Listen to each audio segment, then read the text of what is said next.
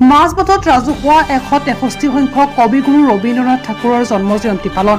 ওদালগুৰি জিলাৰ মাজবাটত ৰাজহুৱা 163 সংখ্যক কবিগুৰু ৰবীন্দ্ৰনাথ ঠাকুৰৰ জন্মজয়ন্তী পালন।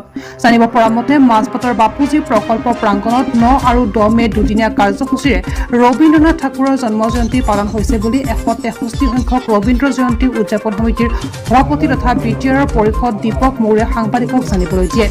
ৰবীন্দ্ৰ জয়ন্তীৰ লগত সংগতি ৰাখি 9 মে ৰাতিপুৱা 9 বজাত পতাকা উত্তোলন কৰে উদযাপন সমিতিৰ সভাপতি দীপক মৌৰে। 9:30 বজাত মাল্যাৰ্পণ কৰে মাজবাট ৰাজচক্ৰৰ বিষয়া উৎপল কুমাৰ ডেকাই আৰু 10 বজাত ৰাজহুৱা সম্বৰ্ধনা অনুষ্ঠান।